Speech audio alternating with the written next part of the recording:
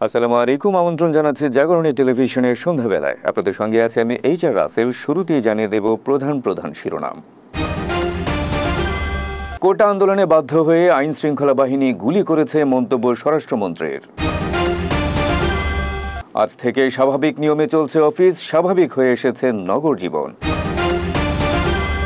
এবং ইরানে এক হামলায় ফিলিস্তিনের স্বাধীনতাকামী সংগঠন হামাসের প্রধান ইসমাইল হানিয়া নিহত।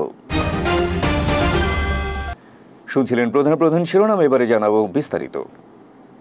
দেশজুড়ে কোটা আন্দোলনকে ঘিরে সৃষ্ট সহিংসতায় জীবন ও সম্পদ রক্ষায় বাধ্য হয়েই আইন শৃঙ্খলা বাহিনী গুলি করেছে বলে মন্তব্য করেছেন স্বরাষ্ট্রমন্ত্রী আসাদুজ্জামান খান কামাল। মঙ্গলবার সন্ধ্যায় স্বরাষ্ট্র মন্ত্রণালয়ে উচ্চ পর্যায়ের এক সভা শেষে তিনি এই মন্তব্য করেন। মঙ্গলবার বিদ্যমান পরিস্থিতি সহ নানা বিষয় নিয়ে বৈঠকে বসেন স্বরাষ্ট্রমন্ত্রী সহ 7 মন্ত্রী প্রতিমন্ত্রী। বৈঠকে কয়েকজন সচিব সহ ছিলেন বিভিন্ন আইন শৃঙ্খলা বাহিনীর প্রধানরাও। এই সময় সাংবাদিকদের কোটা আন্দোলন ঘিরে কি পরিমাণ গুলি ব্যবহার করা হয়েছে এমন প্রশ্নে স্বরাষ্ট্রমন্ত্রী বলেন, খুবই ধৈর্যের সঙ্গে ধ্বংসযজ্ঞের মোকাবেলা করেছে নিরাপত্তা বাহিনী। একেবারে না পেরে সেনাবাহিনীকে আসতে হয়েছে। সবাই অতি ধৈর্যের সঙ্গে মোকাবেলা করেছেন, না পেরে তারপরে আমাদের সেনাবাহিনী আসতে হয়েছে।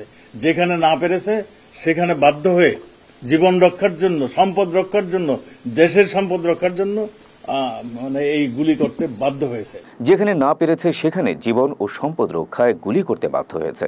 মন্ত্রী বলেন, কোনো একটি গুলি, কোনো একটি মৃত্যু যদি অনাকাঙ্ক্ষিত হয় তাহলে একটা তদন্ত হয়, সেটা হবে। এরই মধ্যে প্রধানমন্ত্রীর নির্দেশনায় বিচার বিভাগীয় কমিশনও হয়েছে বলে জানান স্বরাষ্ট্রমন্ত্রী। বৈঠকে অন্যান্যদের মধ্যে শিল্পমন্ত্রী নুরুল মজিদ মাহমুদ হুমায়ুন, শিক্ষামন্ত্রী মহিবুল হাসান চৌধুরী, শ্রম ও কর্মসংস্থান প্রতিমন্ত্রী নজরুল ইসলাম চৌধুরী, আইনমন্ত্রী আনিসুল হক, ডাক ও টেলিযোগাযোগ প্রতিমন্ত্রী জুনায়েদ আহমেদ পলক, তথ্য ও সম্প্রচার প্রতিমন্ত্রী মোহাম্মদ এ আরাফাত উপস্থিত ছিলেন। অবশেষে আজ থেকে স্বাভাবিক সূচিতে ফিরেছে সরকারি অফিস আদালত। আগের মতো সরকারি অফিস চলছে সকাল 9টা থেকে বিকেল 5টা পর্যন্ত। এর আগে মঙ্গলবার জনপ্রশাসন মন্ত্রণালয়ের এক সংবাদ বিজ্ঞপ্তিতে এ নির্দেশনার কথা জানানো হয়। কোটা সংস্কার আন্দোলন ঘিরে অস্থিতিশীল পরিস্থিতিতে 19 জুলাই রাতে সারা দেশে কারফিউ জারি করে সরকার। পরে 21 থেকে 23 জুলাই পর্যন্ত সাধারণ ছুটি ঘোষণা করা হয়। 24 ও 25 জুলাই সকাল 11টা থেকে বিকেল 3টা পর্যন্ত সীমিতভাবে চলে সরকারি বেসরকারি অফিস। পরিস্থিতি আরও স্বাভাবিক হলে গত 3 দিন অফিস চলে সকাল 9টা থেকে বিকেল 3টা পর্যন্ত। অবশেষে আজ বুধবার থেকে পুরনো নিয়মে অর্থাৎ 9টা 5টার কর্মঘণ্টা মেনে চলছে অফিসগুলো। মঙ্গলবার জনপ্রশাসন মন্ত্রণালয়ের বিজ্ঞপ্তির পর আজ থেকে সেটি কার্যকর করা হয়। এদিকে কোটা আন্দোলনের কারণে বেশ কয়েকদিন নগর জীবনে অস্থিরতা বিরাজ করলেও বর্তমানে স্বাভাবিক অবস্থায় ফিরেছে নগর জীবন। অফিস আদালত, ব্যবসা বাণিজ্য, যানবাহন সহ সবকিছু স্বাভাবিক নিয়মে চলতে থাকায় নগর জীবনেও ফিরে এসেছে স্বস্তি। দর্শক, এ পর্যায়ে নিচ্ছে ছোট্ট একটি বিরতির পর যা থাকছে। ইরানে আকস্মিক হামলায় ফিলিস্তিনের স্বাধীনতাকামী সংগঠন হামাসের প্রধান ইসমাইল হানিয়া নিহত। এবং ব্যাটিং বোলিংয়ে জ্বলে উঠলেন অলরাউন্ডার সাকিব, উঠছে বাংলা টাইগার্স। মানবদেহের নানা রোগ ও রোগ প্রতিরোধে সচেতনতা বাড়াতে জাগরণী টেলিভিশনের স্বাস্থ্য বিষয়ক অনুষ্ঠান স্বাস্থ্য নিরাময় বার্তা শীঘ্রই দেখবেন জাগরণী টেলিভিশনে।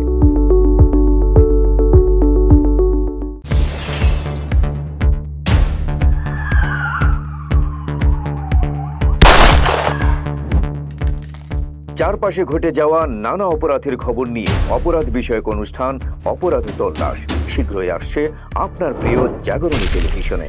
চোখ রাখুন জাগরণীর পর্দায়।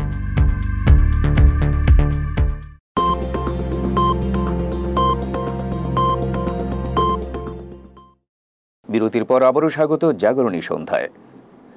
ইরানের রাজধানী তেহরানে এক আকস্মিক হামলায় ফিলিস্তিনের স্বাধীনতাকামী সংগঠন হামাসের প্রধান ইসমাইল হানিয়া নিহত হয়েছেন। ইরানের রাষ্ট্রীয় টেলিভিশন আজ বুধবার সকালে ইসমাইল হানিয়ার নিহত হওয়ার খবর প্রচার করে। দলীয় প্রধানের মৃত্যুর বিষয়টি নিশ্চিত করেছে হামাসও। বুধবার এক বিবৃতিতে ফিলিস্তিনের স্বাধীনতাকামী সংগঠন হামাস জানায়, তাদের নেতা ইসমাইল হানিয়া ইরানের রাজধানী তেহরানে তার নিজ বাড়িতে এক হামলায় নিহত হয়েছেন। হামাস প্রধান ইসমাইল হানিয়ার নিহত হওয়ার খবরে ইরানের রাষ্ট্রীয় টেলিভিশন জানায়, রাজধানী তেহরানের সেই হামলায় ইসমাইল হানিয়ার দেহরক্ষীদের একজনও নিহত হয়েছেন। ইরানের ইসলামিক রেভলিউশনারি গার্ড কর্পস IRGCও তাদের এক প্রতিবেদনে ইসমাইল হানিয়া এবং তার একজন দেহরক্ষী নিহত হওয়ার খবর নিশ্চিত করেছে। সূত্র জানায়, মঙ্গলবার ইরানের প্রেসিডেন্ট মাসুদ পেজেশকিয়ানের অভিষেক অনুষ্ঠানে যোগ দিতে তেহরানে গিয়েছিলেন হানিয়া। তবে তিনি কিভাবে নিহত হয়েছেন এবং কারা এ হামলায় জড়িত সে বিষয়টি এখনও স্পষ্ট নয় বলে জানিয়েছে বিভিন্ন সংবাদ মাধ্যম। ৮০-এর দশকে হামাসের উত্থানের সময় থেকেই সংগঠনটির সামনের সারিতে ছিলেন হানিয়া। ১৯৮৯ সালে তাকে ৩ বছরের জন্য গ্রেপ্তার করে রাখে ইসরায়েল। ১৯৯২ সালে তিনি ছাড়া পান। ১৯৯৭ সালে হামাসের মতাদর্শী গুরুর প্রধানের দায়িত্ব পান ইসমাইল হানিয়া। দর্শক, এবারে চলুন জাগরণী খেলাধুলায়।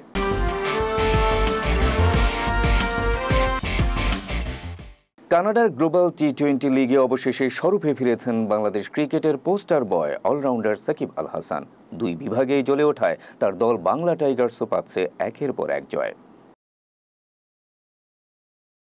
দীর্ঘদিন ধরে রান খরা যাচ্ছিল সাকিব আল হাসানের ব্যাটে, দেখা পাচ্ছিলেন না প্রত্যাশা মতো উইকেটেরও।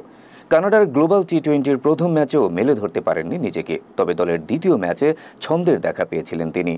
ভ্যাঙ্কুভার নাইটসের বিপক্ষে জয়ের সেই ম্যাচে ৪ ওভার বল করে মাত্র ১০ রান দিয়ে নিয়েছিলেন ৩ উইকেট। সেই ধারাবাহিকতা ধরে রেখেছেন বাংলা টাইগার্সের তৃতীয় ম্যাচেও। ব্রাম্পটনের CAA সেন্টারে মঙ্গলবার রাতে টরন্টো ন্যাশনালসের বিপক্ষে ২ রানের রুদ্ধশ্বাস জয় পায় সাকিবের বাংলা টাইগার্স। এতে সাকিব ৩০ রানের বিনিময়ে লাভ করেন মূল্যবান একটি উইকেট। সেই সঙ্গে ব্যাটিংয়ে ১৫ বলে ৩ ছক্কা সহ ২৪ রানের এক ঝকঝকে ইনিংস খেলেন সাকিব। এদিকে প্রথম ম্যাচ হারের পর টানা ২ জয়ে পয়েন্ট টেবিলের ৩-এ এখন বাংলা টাইগার্স। ছন্দে ফেরায় স্বস্তি মিলেছে সাকিব ভক্তদের মনেও।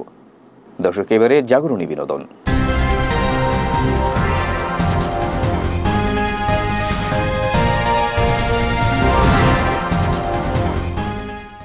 একই দিনে একই জায়গায় সমাহিত করা হলো দেশের ২ গুণী সঙ্গীত শিল্পী শাফিন আহমেদ ও হাসান আবিদুর রেজা জুয়েলকে। মঙ্গলবার অশ্রুসিক্ত নয়নে বনানী কবরস্থানে এই ২ সঙ্গীত শিল্পীর দাফন সম্পন্ন করেন স্বজনরা।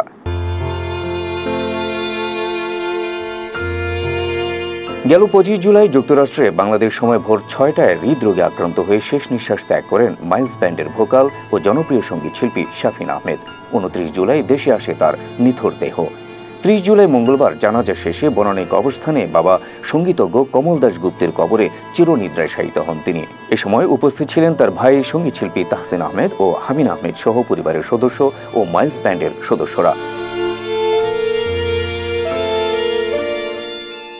অন্যদিকে দীর্ঘদিন ক্যান্সারের সঙ্গে লড়াই করে মঙ্গলবার দুপুরের দিকে মৃত্যুবরণ করেন ৯০ দশকের জনপ্রিয় কণ্ঠশিল্পী হাসান আবিদুর রেজা জুয়েল। মঙ্গলবার বাদ আসর জুয়েলের জানাজা সম্পন্ন হয় গুলশানের আজাদ মসজিদে। সন্ধ্যার পর বনানী কবরস্থানেই দাফন করা হয় জনপ্রিয় এই সঙ্গীত শিল্পীকে।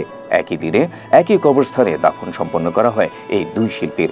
এদিকে একদিনের ব্যবধানে দেশের ২ গুণী সঙ্গীত শিল্পীর মৃত্যুতে শোকাচ্ছন্ন হয়ে পড়েছে দেশের সাংস্কৃতিক অঙ্গন। দর্শক, এই ছিল আমাদের আজকের আয়োজন। শেষ করার আগে শিরোনামগুলো জানিয়ে দেব আরও একবার। কোটা আন্দোলনে বাধ্য হয়ে আইন শৃঙ্খলা বাহিনী গুলি করেছে, মন্তব্য স্বরাষ্ট্রমন্ত্রীর। আজ থেকে স্বাভাবিক নিয়মে চলছে অফিস, স্বাভাবিক হয়ে এসেছে নগর জীবন। এবং ইরানে এক হামলায় ফিলিস্তিনের স্বাধীনতাকামী সংগঠন হামাসের প্রধান ইসমাইল হানিয়া নিহত।